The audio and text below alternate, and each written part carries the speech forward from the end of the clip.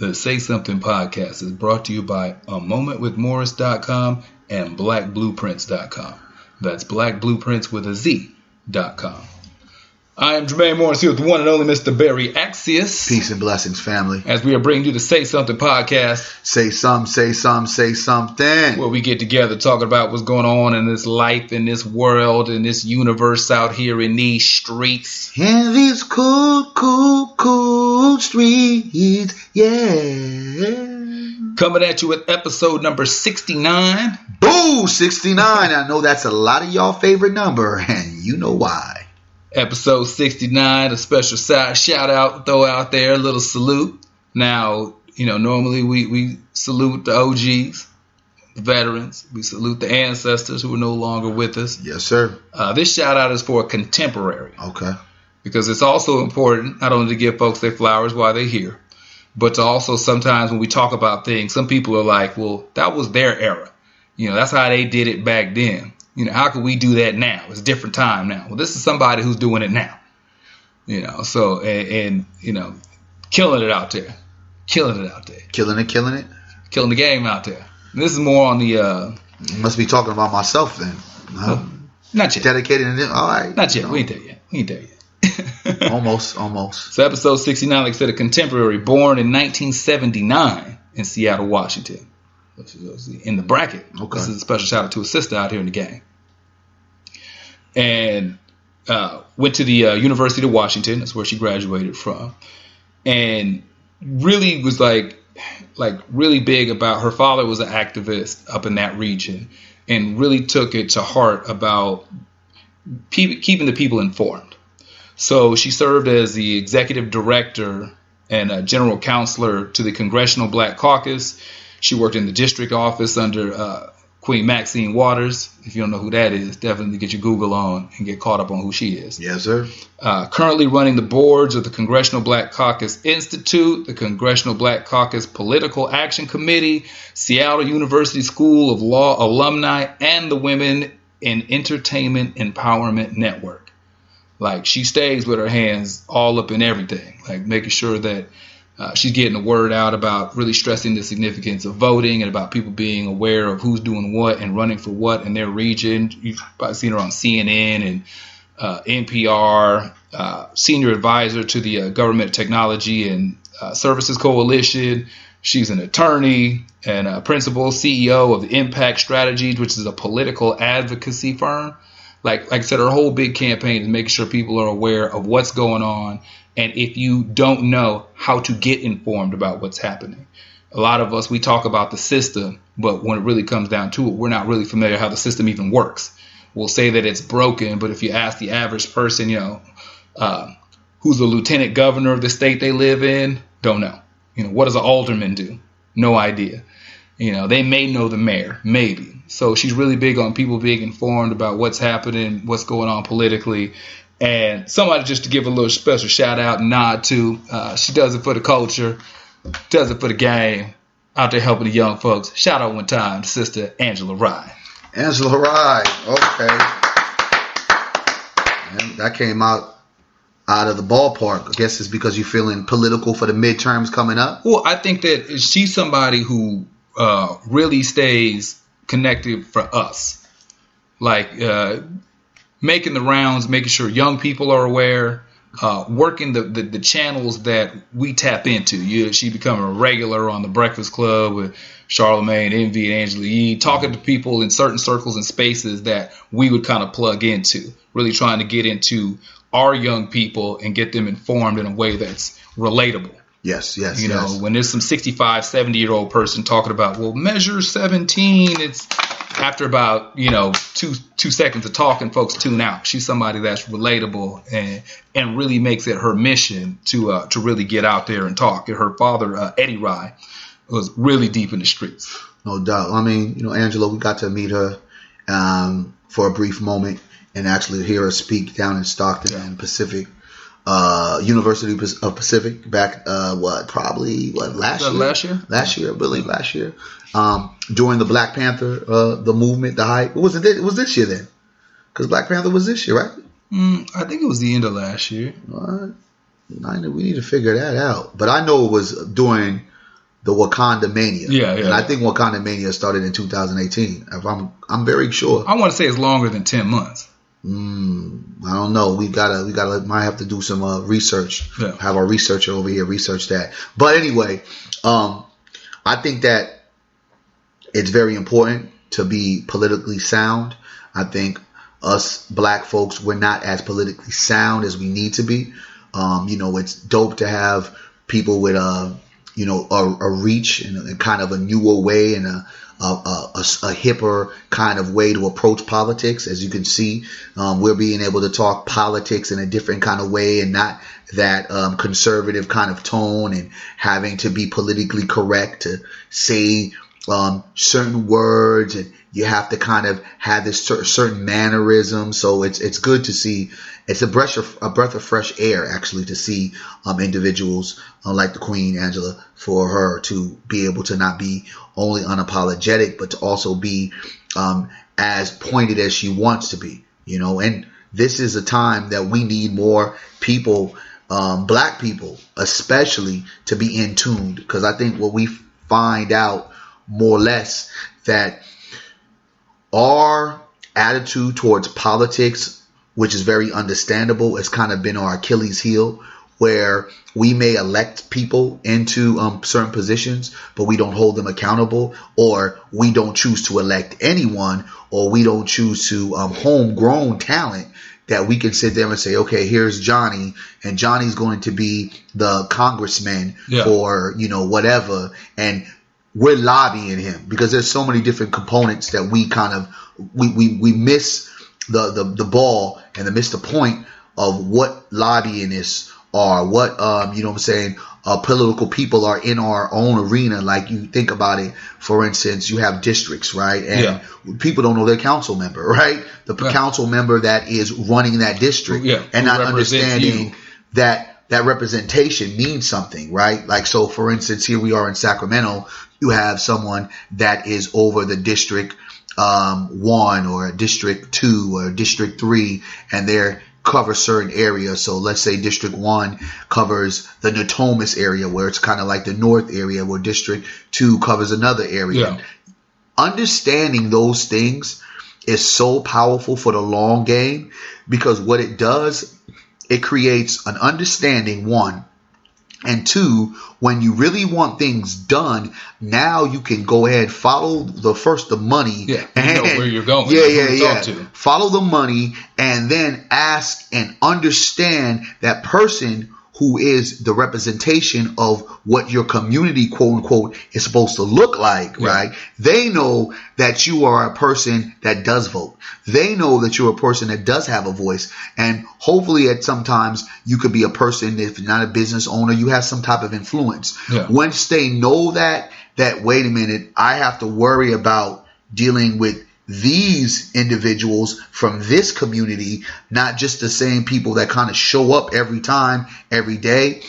They take us a lot more seriously. And the unfortunate thing is, the reason why they don't take us seriously politically, because we're not politically charged the way we should be.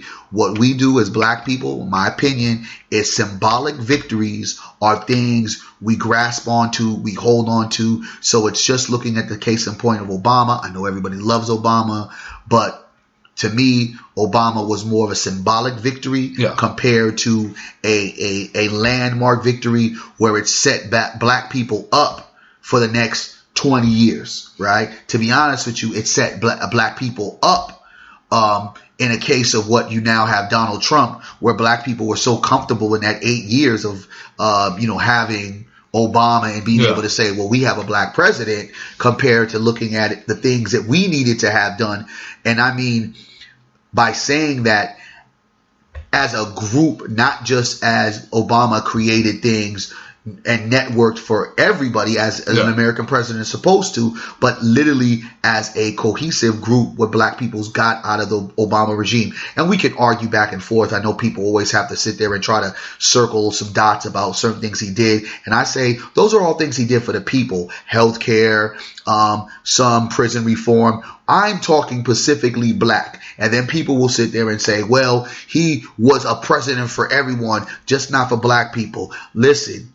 every goddamn president before him, whether it's a Clinton, whether it's a Carter, whether it's a Kennedy, or whether it's a Mr. 45, aka the pussy grabber, they did shit for their people. That's just bottom line.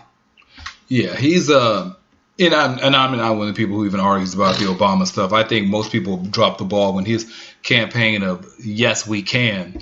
Most people interpret. And don't forget about hope. Well, before you even get there, the "Yes, we can." Most people interpreted that as "Yes, I can," but really what he was saying is "Yes, you can." Yeah. And that most people realized when he got into office thought that he was going to take it by the reins and that he was going to solve all the problems. But he's like, nah. Y'all pretty much, because I'm straight. So I'm saying we as in us because we're all in this together. But the reality of it is I'm good. Yeah. So really, y'all need to get this together. Yeah, I mean, we didn't take advantage of the fact that we did have a black president. And the thing about it, what's funny, we've done a lot of the stuff that we're doing right now currently, right? Speaking out louder, really opposing white supremacy. Folks are now even speaking against white supremacy and like really creating this nuance of political awareness, right? Of organizing, challenging different laws, propositions, and actual people in office. If we really pushed, and let me not forget, Negroes are not afraid to actually be black. Not all of y'all, but some of y'all Negroes are not afraid to be black and speak upon black issues. I mean, this week we heard Don Lemon say a whole lot of black things. It's like, whoa, things are changing. I think that if we were on that page, knowing, okay, guess what? We have Obama. It's not time for photo ops. It's not time to be excited in a way that, yes, we finally got a person of color in the office. What can we actually get done? And not talking about individuals getting things done for themselves, but collectively, what can we get done? Yeah, because I think more of it would have changed. Realistically, had it gone from Bush to Trump, had there been no Obama administration, I think you'd have started to see some of this happen. But I think during the Obama administration, it was a personal victory. Like it was the moral victory. It was the symbolic gesture. It made people feel like there was some breathing room, that this was the beginning of better days. Yeah. And so instead of feeling like it let white people off the hook for a little bit, and I'll break that down after you say what you're going to say. Well, instead of it feeling like it's fourth and long and that there's a lot of pressure, what the Bush administration was closing out as, it was like, a lot of the fields that we worked in, that we're heavy in, were all going away. Yeah. A lot of factory jobs, labor jobs, stuff getting outsourced overseas, or companies just closing altogether. It was hitting us hard economically. And so that was really fourth and long. Then you get a guy that comes in and it makes it feel like he's talking that talk that makes it sound like, okay, we can relax. And even if your personal life didn't even really get any better, you just mentally were able to get through a little bit better. And then as you go into it now, you really feel like you're aware that you're still in the pot. Yeah, well, I mean, he also symbolized something that was rare for the world to see of a black man and a black woman. First of all, you see black love, you see black family, you see black parenthood, you see classy, elegance, what we are. You know what I'm saying? Like, this is truly who we are, right? Yeah. You could see the renaissance of what was black once upon a time, right there. And when you see that, I think you fall in love with that whole imagery, and I understand that. And again, like, white folks probably felt like, guess what? Now we can breathe a little bit because they finally got a person of color. See, the world is going through a better place. America is not as racist as it truly is. Yeah, because a lot of people kept using, because that symbolic gesture was not just a black symbolic gesture. That the symbolic gesture of President Obama was the fact that it made a lot of other people and other groups in the nation really take that pressure off of them to acknowledge the prejudices and biases and racism that exists in this country. What it does is it says, well, how can we be a racist country if we elected a black president? You got it. And so now some of those things I started to feel, or some of the stuff I started to hear, or even some of the stuff I was just sick of hearing, this negates all of that. Yeah. Because we got a guy in office who's got a black wife, who's got black kids, and this black dude in here from Illinois, and so now all those things can't be true. Yeah. White privilege can't be real. Nah. Racism in America can't be real. What's because that? This black man made it to the highest level that an average American citizen can make it to. And if he did it, then there's no reason why anybody else can't do anything on a lower level than that. And so because that happened, like I said, that symbolic gesture went across the board. It wasn't just like a quote unquote a win for black people. It was a sigh of relief for a bunch of other cultures too. And then it also let George Bush Jr. off the hook. Like it literally let him off the hook.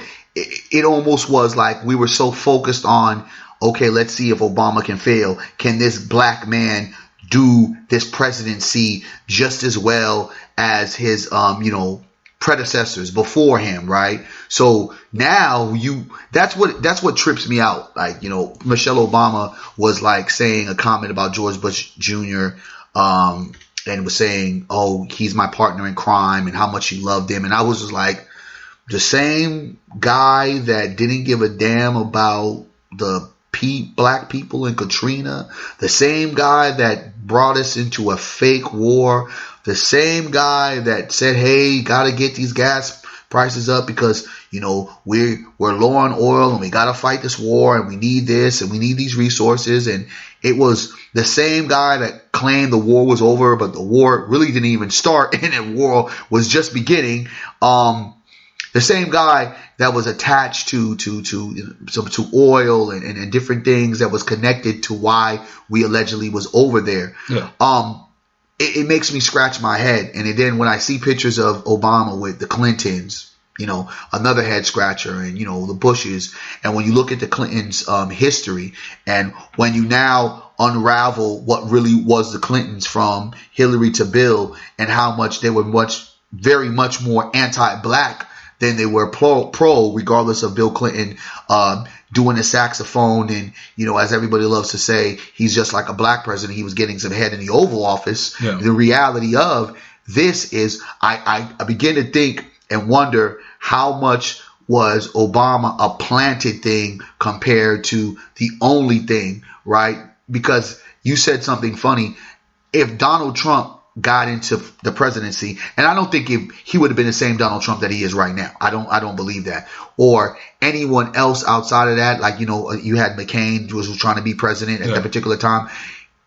Anybody that was fitting a Republican bubble, I think that it would have been a backfire. So that's why it was almost like Obama, like you said, yes, we can change. These hopes, these messages were something that kind of made it easy for America to kind of open up their hearts with all the stuff that has happened, where we're getting people's houses foreclosed. People, this is when you really started looking at the homelessness to kind of go into some a real deeper lens, where you weren't just seeing homeless people under highways, right? You were like seeing them literally on streets. And we're not talking about just big cities. We're talking about just smaller cities on streets you never saw them on before, right? Like, wait a minute, how many, you get some homeless people here and there, but now there's a herd.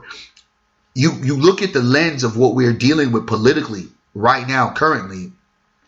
It was almost like the quiet before the storm. It was almost like this brew of heat that was coming out. And eventually now, as we're in the Trump era, it's just kind of exploded. But I believe that it was always there. They just kind of they just kind of subdued it for a little bit for 8 years. But this was exactly the effect of what was going to happen to me if there was someone that was in place that was not Obama, that wasn't about something different, right? Obama looked different. What Trump looks like more of the same, but the added part about Trump, he has social media, and also he has a base that feels that they are being extinct, that their rights, and this is the males, right? The white males, I mean, you got some white females as well, but the white males are feeling like their masculinity is being challenged, that their red blood of America is not being looked at like everybody else. The immigrants are taking jobs away, and black people are taking wives and girlfriends away. Well, all the shit that they make believe in their head. So I think that the moment that we're in right now, and why we're doing so much about voting and talking about vote, it's very serious. It's very real, because if we don't change the process of some of these policies, because the system can only change if we have an alternative system, but if we don't start from the ground level, we're going to be fucked. Yeah, I mean, a lot in there. If for us, being knowledgeable about how the system works and about how it really breaks down. Like I say, you hear all the time, the system's broken, or the system doesn't work, or the system's corrupt, or the system's whatever. But when you really pick apart how much to do, what detail most people know how it works, most people don't. And when you look at representation, how it looks, Obama was good representation for what America is. Somebody said it, I was part of the little piece that they were speaking on. America is phenomenal at branding. Like, nobody brands and markets like the United States of America. We'll take anything, and you just, like, globally, when people think of the United States of America, home of the free, land of the free, home of the brave, the streets are paved with gold, all your dreams come true. If you can just make it to America, forget New York City. If you can make it here, you can make it anywhere. Like, you can come from anywhere, and everything that you want to have happen in life can change for you in the United States. Like, that's the global brand that this nation shoots out across the world. And when you had the Bush administration, it was damn near a laughingstock, and then it turned into just a corrupt regime, how it was looked at. Like, oh, this dude wasn't that bright. He was making all these off the cuff stupid remarks. But then when it came down to getting the money, he was willing to bomb anyone and everyone to go ahead and get this paper. So it was like, oh, that's America. Like, I was overseas when it was coming up to the election for Bush. And just the rhetoric about him was just, it was ridiculous. And they were just like, man, this, what are y'all doing over there? And Obama was a good representation. It showed a nation that was growing and evolving. It showed a nation that was moving past its history, that was embracing all of its citizens, that globally it was a good look. Yeah. And when you move after Obama into what Trump is another representative. Because the reality of it is that is the America that most of the world perceives us. Yeah. Like, when they start talking about pompous, arrogant. Well, I'm talking about his fan base. When people start thinking about Americans and they start looking at a lot of the racist rhetoric and all this. They're definitely that. But also, people look at us as pompous and arrogant as well. Yeah. It's standard that anywhere you go overseas, if you're talking about who's going to be the rudest, they're Americans. If it's an open bar, who's drunk on the floor, Americans. Mm-hmm. Who's going to be the most out of pocket, the most disrespectful, the most entitled, Americans. Mm-hmm. That's pretty standard. Most privileged. All that's pretty standard wherever you go. And so now you've got, this representation, this group of Americans who now feel the current administration speaks to them. Mm-hmm. That they finally got their guy. Yeah. The last guy, not at all. The dude before him, little glimpses of him. He was a C student who just happened to come from a good family, and he made it to the top. So they kind of gravitated to him. He was all of what Donald Trump was, but he was soundproof, where now America has become more louder because of social media. Yeah. And so what these group that have not been properly represented, where they haven't really seen their guy sitting up there. Now that's the case. And when he goes and does these rallies, when he goes and does these speeches, they're like, this dude is about us. This dude is talking to us. He's talking for us. And they feel empowered by him. And what you start to get now is a much louder voice of a simmering pot that is gradually making its way to the surface and really showing a lot of levels of what this country is. That this country has great marketing and branding to show the face of its poor. The face of welfare in the United States of America is a black woman. Though the statistics is a white woman. Yeah. Of who's actually on welfare. You know what I mean? Like, they changed the whole campaign of who they wanted to be the face, of the welfare system. That's branding for the United States. When they look at the face of criminal activity, when they look at the face of terrorism, like all that we spend a great amount of time, and this nation spends billions upon billions of dollars for great marketing and branding for who they want the face to be. When we say the face of illegal immigrants, it's not Canadians. You know what I mean? The face of illegally. I know a lot of people whose family came from France, from England, who came from Italy, who came from Mexicans. When they talk about the face of people of illegals or immigrants in America, they're Latino. When they go the face of terrorism in America, they're Middle Eastern. Yeah. They're Muslim. If your name's Muhammad, you get in the side off top. But we have immigrants that aren't Latino. We don't look at Asians when we start talking about immigration. Nah. Though we live in here in California, the Bay is full of them. All day. When we talk about terrorism in America, who the true terrorist threat is, the likelihood of you getting attacked by somebody named Muhammad is much lower than the likelihood of you being attacked by someone named Matthew. Man, speak the truth. You know, marketing, branding.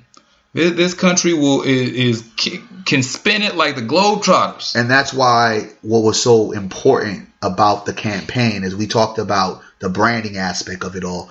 And I think that was the turn of what we now see as make it bigger, make it bolder, make it flashier than ever. Every campaign always had slogans, right? But I think that with Obama, he hit it out the ballpark. Hope. We can. Change. Here comes Trump. Make America great again. Like, if that's not one of the most powerful slogans ever, because as you were saying earlier, that you had people saying that's our guy. Yeah. Unfortunately, there's a percent of Americans, white Americans, that believe when America was great is when Negroes were slaves and there wasn't as many immigrants roaming this country. That's when they believe America was great. When their white lines was the only line, when their predecessors was dictating and was killing, was raping, was thieving, this was when America was truly great.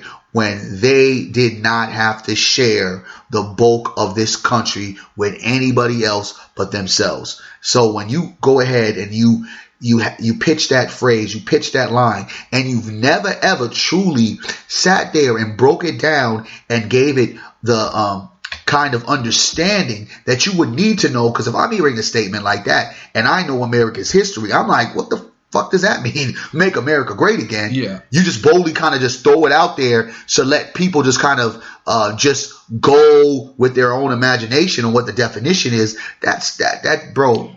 It's That's reckless. Reckless as hell. And a big part of it, most people, when you start talking about folks of an older generation, when they refer to when America was great, is the Reagan administration. Go back. So when you go back to when Ronald Reagan, Cowboy Ronnie, was president of the United States, where you could openly use racial, homophobic slurs. It was a guy who was all about pickup trucks, drinking a beer, and about football and family. When it was about the segregation wasn't law, but it was practiced. This is like when you find a lot of people, when they talk about what was the last era that when America was great, you'll find a lot of older people attach it to the Ronald Reagan era. Reaganomics was something that a lot of folks really got behind. Well, yeah, well, I mean, Reaganomics was important, but I think that clearly that's why not having a defined definition for what this is, your opinion and for what you believe is the Reaganomics, where I'm looking at it on a level of, well, I think they are going deeper into when we were really enslaved and when it was pretty much, they didn't have to, like, you got to remember, there was a point in time, it was like whites and blacks. You know what I'm saying? It wasn't anything else going on, right? And that was kind of like the fight between, are we going to be free, or are they going to let us roam and let us fend for ourselves? And it was always kind of like, let's kind of redline them, let's Jim Crow them, let's do that. So I think that those kind of things of going back and forth with debate is why that phrase and that slogan has been so dangerous, because it's just like there was a particular time that, blacks really didn't have that many rights, and, other immigrants didn't really have that many rights. And, the white people in America were doing just fine on either or case. So it's it's interesting that we're here at this moment. It's very, to me, not surprising, but as we've kind of broken down from an historical concept of where we were when we were with Ronald Reagan, where we were when we were George Bush, and how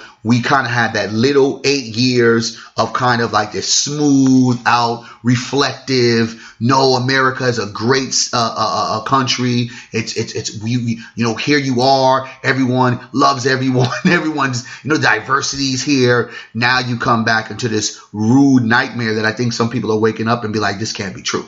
Yeah, I think the difference when you go through presidents, when you take, Reagan the first, Bush was the same. Exact same. It was the same. And so Daddy Bush was, his vice president. He just kept everything business. He just kept it business. And I think he was barely just a face, just kept to kind of be in there. Same folks at play. So what would you say Bill Clinton was? Well, that's what I was going into. So then when you go into Bill, where you got a slight shift, and the biggest thing is foreign policy. If the biggest difference we start talking about what these eras look like. Bill Clinton's foreign policy, it really turned into don't start none, won't be none. So a lot of the money that had been going out and allocated to other countries and other issues and stuff, Bill was like, I ain't about that. I ain't about that life. So a lot of the money that was going out of the country stayed in. That's why, if you remember, during the Clinton administration, infrastructure. That's why motherfuckers was eating during the Clinton. Yeah, wherever you live. That's why we were like, he's the best president ever. Yeah, there was construction being done, bridges being rebuilt, the freeways were getting worked on. The drugs was good. Everything. It didn't matter what you did for a living. You was money. Making money. You had money in your pocket because the way that the structure was, everything was booming. Everything was growing because you had all the money. The same way that we talk about group economics within a community, the dollar was circulating within the country. Yeah. It wasn't going out to 32 different nations for multiple campaigns and agendas. It was staying in-house. So with those dollars circulating around, more jobs were being created, homes needed to be built, cars needed to be sold. The technology era was just really about to boom. All that stuff. So you had all that stuff going on during his administration. Then you you shift over to Bush.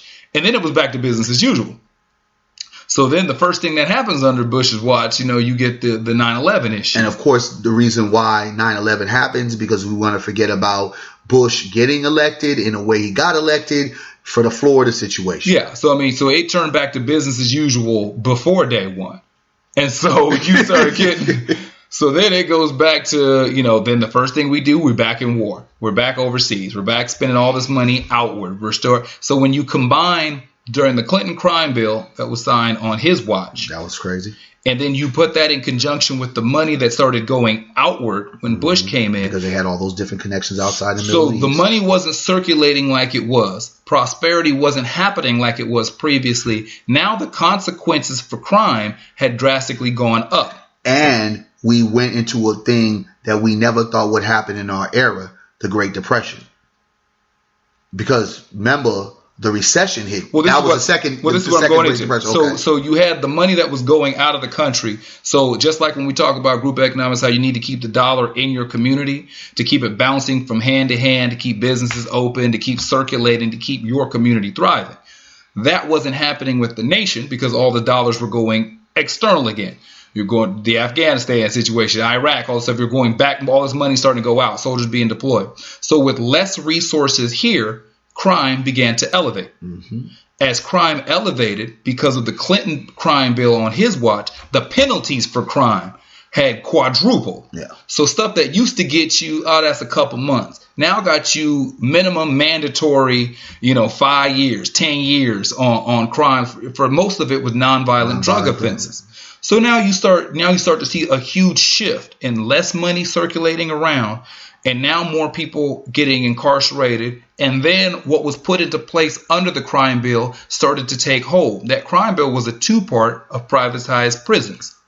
So before, when you didn't have the gross numbers that were coming into prison, privatized prisons was a theory. Mm-hmm. There were some, but it wasn't the booming business because you weren't putting butts in the seats. Yeah. After the crime bill took effect, butts are in the seats. And then the economy starts to take the dip, so crime begins to elevate. More people start to go to prison. Privatized prison then starts to raise up its value. All of a sudden, oh, that's a viable business. Yeah. So let's crack down on our arrests and our convictions. More people go to prison. The privatized prison business begins to boom. More folks go to jail. So all that stuff starts to happen. Now you've got less people, because even though people talk about black people and our spending and this and that, we were also a part of the grease that kept the machine moving during that time period. We were buying homes also. We were buying cars also. We were eating in restaurants. They don't want to believe that, though. So now when that starts to slow down too, and we're not spending like we used to, and everybody else isn't spending like we used to, then you start seeing, then you go into the housing market, you start going into then the recession starts to hit. Money's not going right. People start going to jail. More of us start going to jail. It just starts looking bad across the board. Yeah, I mean, it's kind of grimy. Yeah. And then and there's still the repercussions and effects of that. Because I mean, when you fucking go to the gas station. Yeah. So I was talking more so us as a community. Like, we're still really feeling the heavy repercussions at that time. Yeah. Well, I'm strictly saying that these are things like, you never in your lifetime thought you was going to see gas prices this high, because we've never seen it before. Now, history has shown us, okay, the second Great Depression, as they call it, the recession. We've seen that before. In historical perspective, we know what that looks like.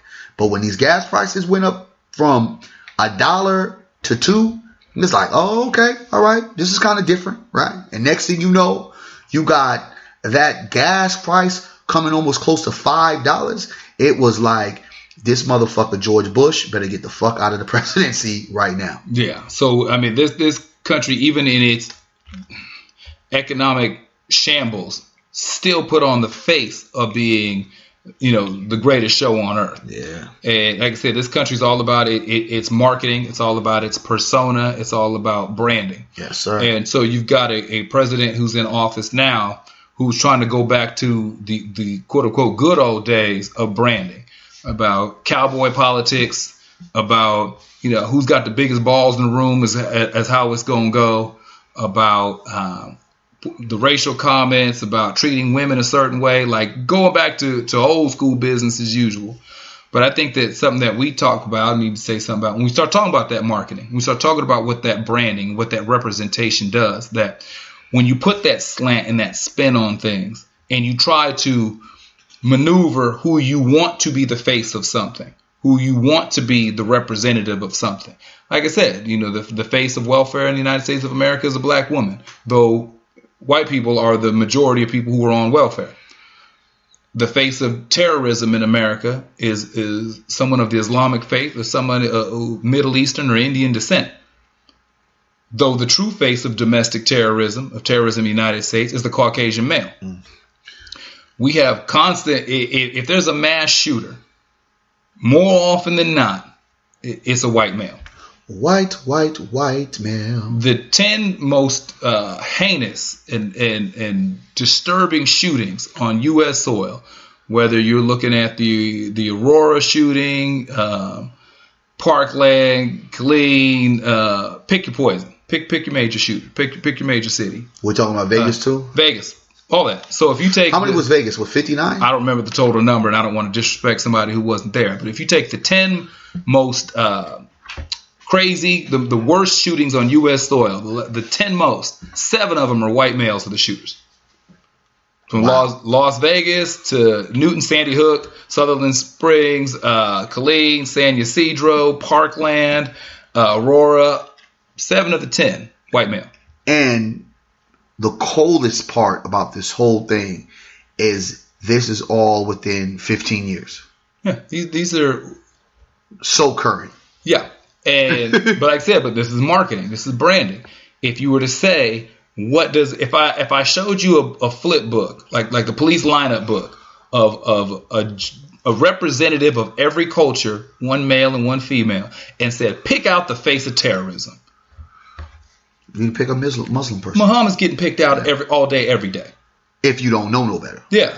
But the fact of the matter is that because the way the marketing and branding works in this country, representation, that we have all these incidences that keep happening, and this nation refuses to acknowledge its real problem. Nah, they don't want to acknowledge it's a real problem. They've never wanted to acknowledge a real problem. Yeah. At all. If you really want to acknowledge welfare reform, you're not starting with black women. Not at all. If you really want to acknowledge domestic terrorism, you're not starting with Middle Eastern immigrants. You can't. You know, if you really want to start addressing these situations and these problems, if you want to start talking about the drug problem in America, you ain't looking at black it's men. not these teenage, young 20 black males. We don't have the ships and the boats. We're not trafficking it into the United States. We're not building the labs and science. Well, if you're looking at gun trafficking, you're not looking at the black male. No. But because of marketing and branding, this Kansas City shuffle is going to have you looking one way while they're doing all the dirt on the other. Well, that's why the white privilege, and I was talking to a friend of mine earlier today, a white guy actually. Yes, people, I do have white friends.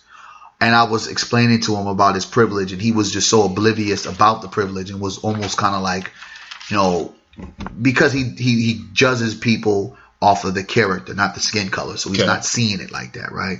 But I'm explaining to him and had to break down the fact of, you know, when you look at the last few weeks, you look at the shooting incidents of the Kentucky shooting, and then you look at the community shooting that happened in the synagogue with the Jews, 11 dead, you know, 2 black elderly couple killed, and how America reacted. America almost kind of was like, oh, 2 black people got killed by a racist white guy. We don't know if he's too racist. Oh my God, what happened?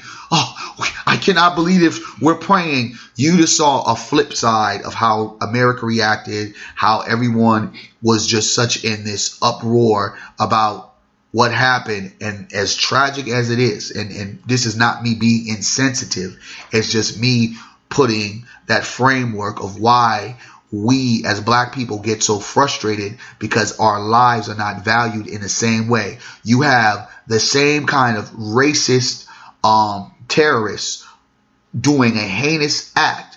It's not about the number of how many this young man, this older guy shot. It was the fact that what he did, and you have America responding to white Jews one way and black people in another way. And I think that's repulsive.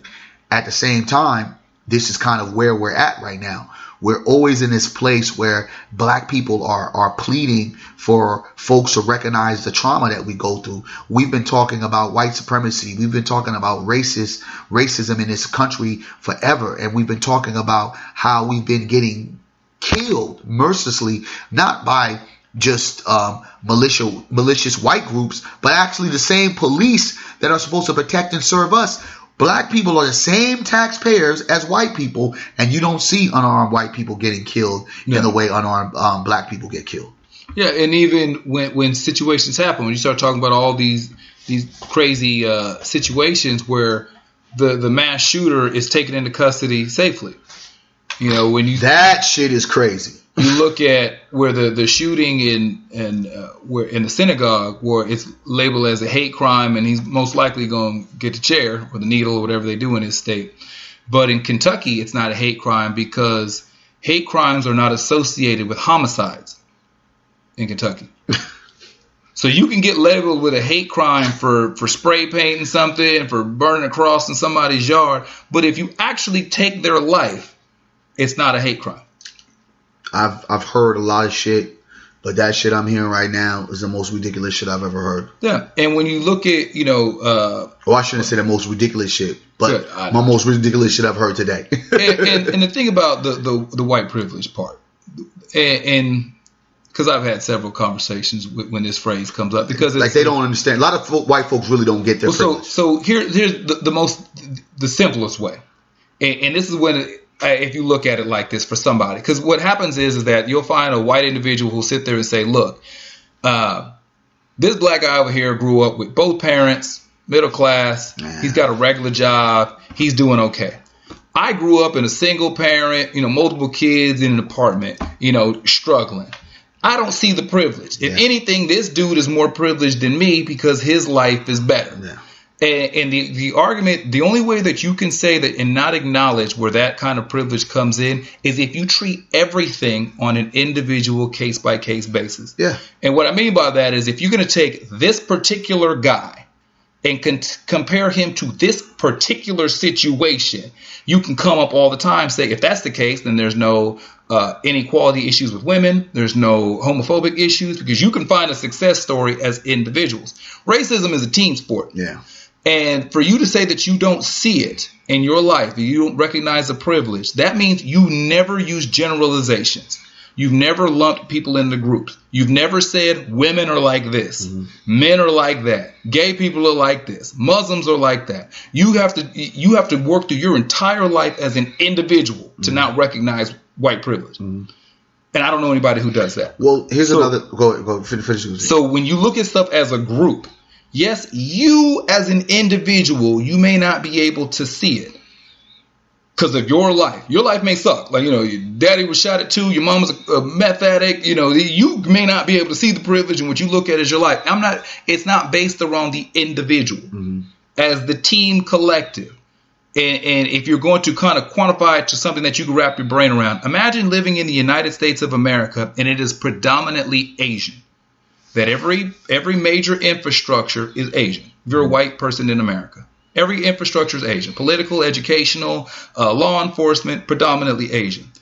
Do you think that if you went for a job and the person you were competing for the job with was Asian and the person who was hiring was Asian, that might have a slight factor in who gets hired between the two of you?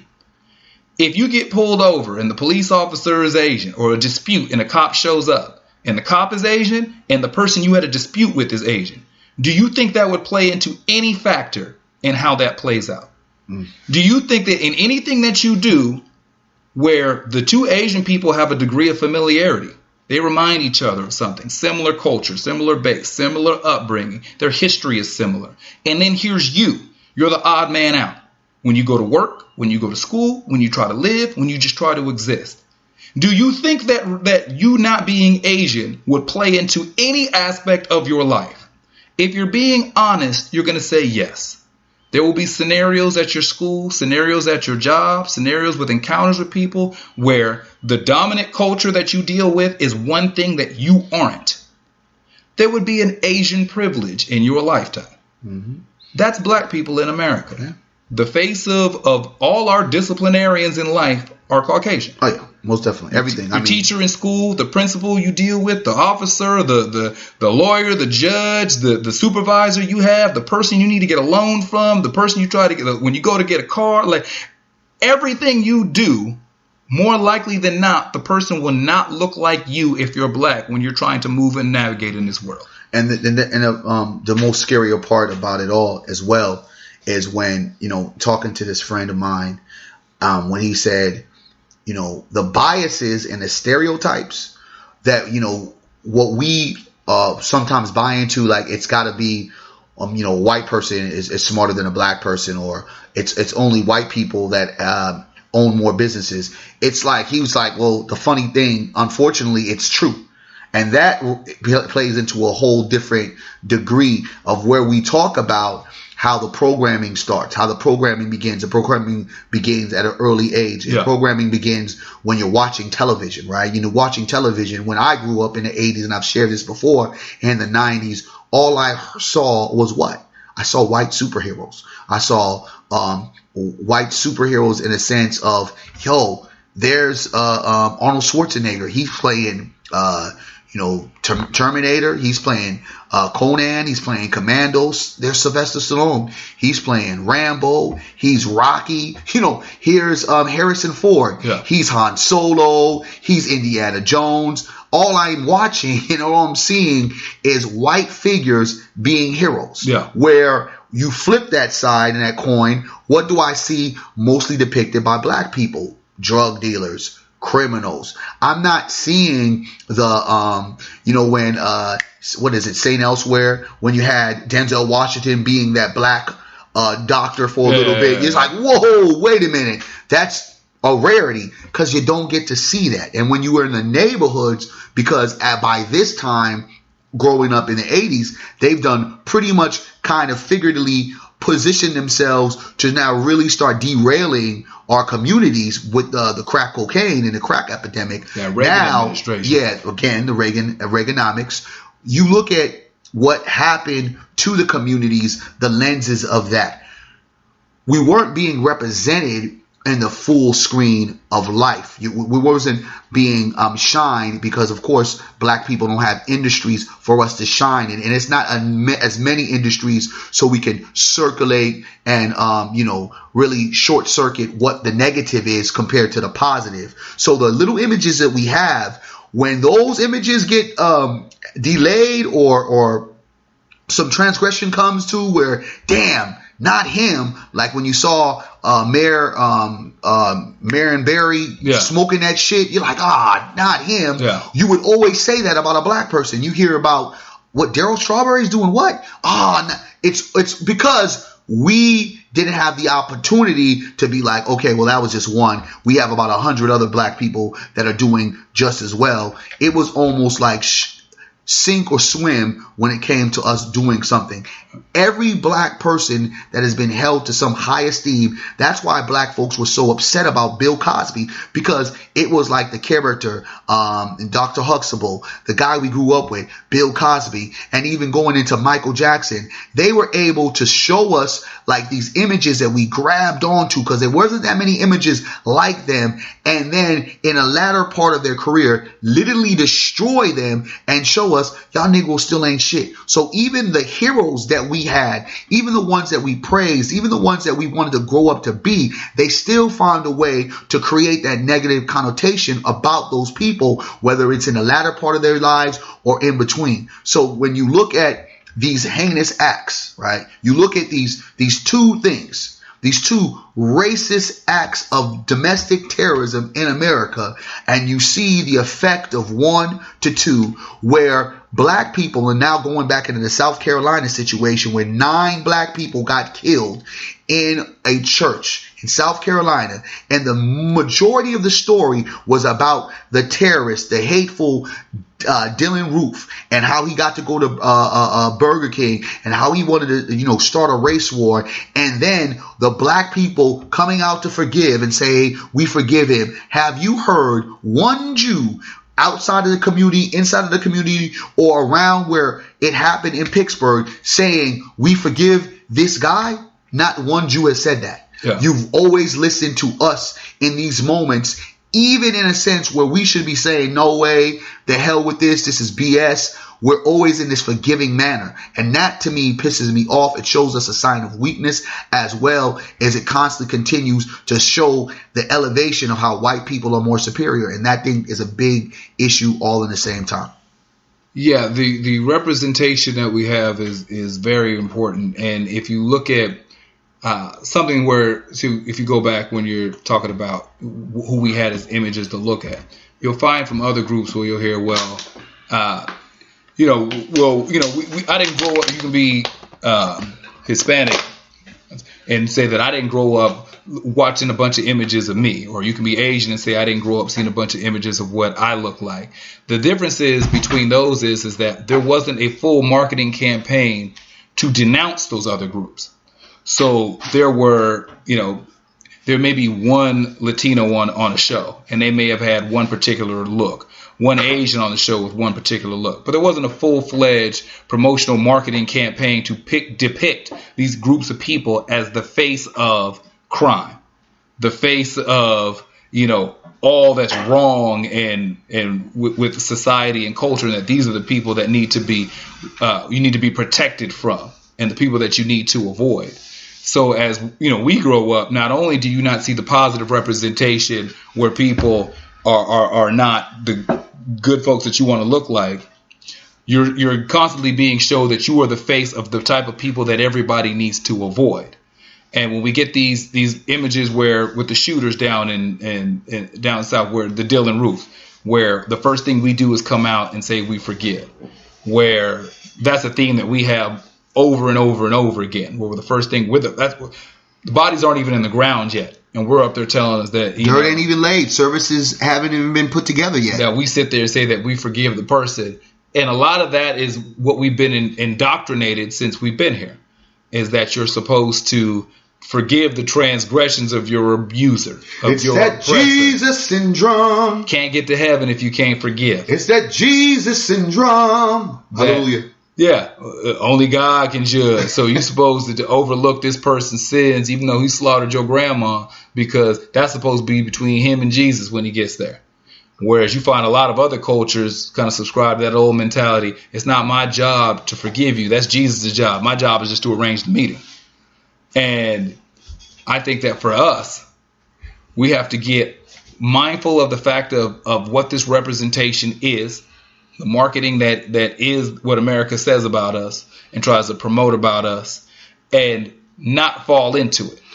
Yeah, we not only don't need to fall into it, we need to create our own images, and we need to control those images, and we need to be able to call out and step into the light about the images that they display. And the funny thing about all of this stuff, and there's nothing funny about any of these things that are going on, it's just the awakening. I saw Don Lemon say, as we talked about the white terrorists, and he said, the biggest threat to America was, white men. And it was like, an aha moment, not only because I think he's whether married or dating a white man, but he boldly said that. I think that there's this new attitude with black people, or should I say it's that old attitude that's coming back to the new. Because there was a particular time where, first of all, let me be very clear. There was a particular time that you as a non-color person, and I mean a black person, would not be able to utter the N-word in any kind of manner, whereas a GA or NGER, you wasn't going to be able to say none of that craziness. And now it gets to the point where you got white rappers being okay to say it in their raps, and Asians are saying it. And, there was this crazy post I saw. This white guy, I had got into it with some black people, and he was like taking the license plate number. He said, you know what? There's this great thing in America that you ends can get arrested for absolutely nothing, or bullshit or something like that.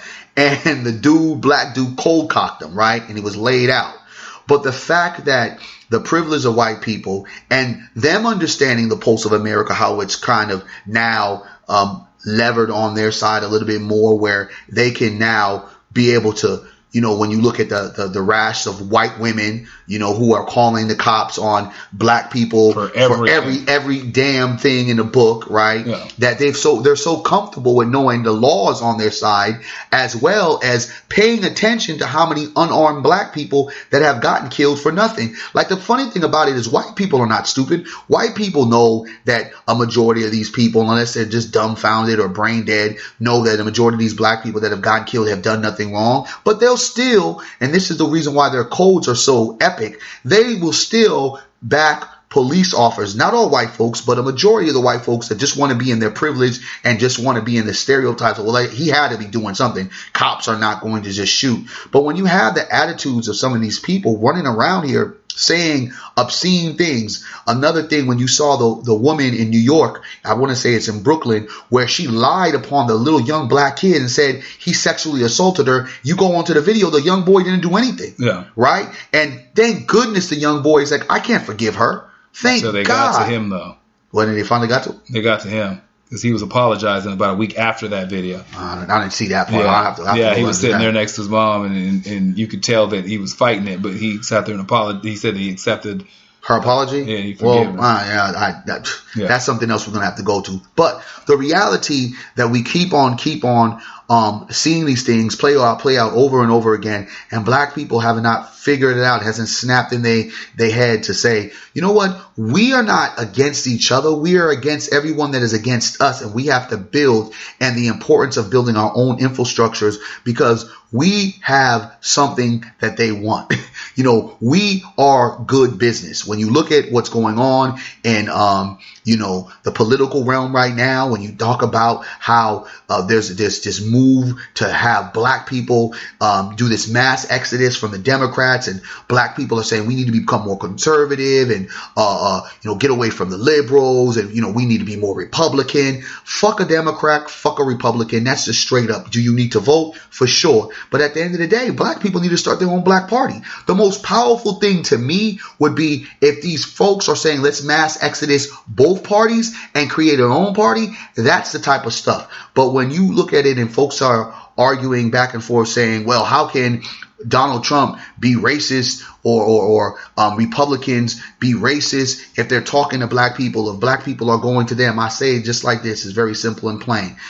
Those owners of sports teams, you think all them people like black people? No. Them motherfuckers know black people are good business. And really, in the bottom line, the unfortunate part about it all is black people are good business. So you're going to deal with someone, whether you like their skin tone, whether you like who they are and their background, you are going to deal with someone if they can make you a profit. If they can make you some money, you're going to figure out a way to kind of say, I'm not going to pay attention to that kind of mark or on his character. I'm just going to go ahead because we're making dollars. And that's what they usually do. It's a business move and it's a business transaction. And that's what America's all about. Yeah. All these things that go on in this country, like I said, America's got the greatest PR marketing team on the planet. And that it will spin things however it needs for whatever agenda that it's facing at any given time. The important part is that we actually do take the time, the energy, and the efforts to actually get to know people on a one-to-one. Actually take the time to really get to know people as opposed to just being hung up on what the machine says people are. Use your real judgment, your own life experiences, not everything that you see on a screen or on TV or whatever. This country will promote that California is nothing but sun, beaches, and movie stars, though most of the state is farmland and agriculture. It will tell you that New York is just bright lights and big cities. They don't tell you about the rats the size of Cocker Spaniels.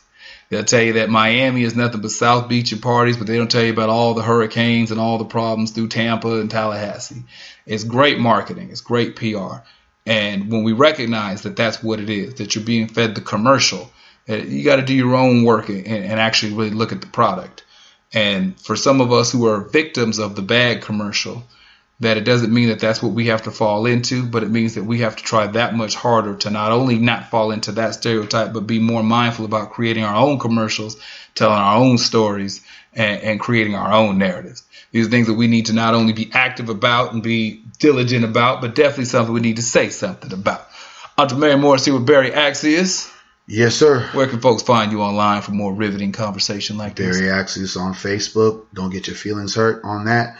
And Instagram at Team Void and Twitter at Barry Accius. I'm Jermaine Morris on Facebook. Every other social media platform is at J Morris CEO. This has been the Say Something Podcast.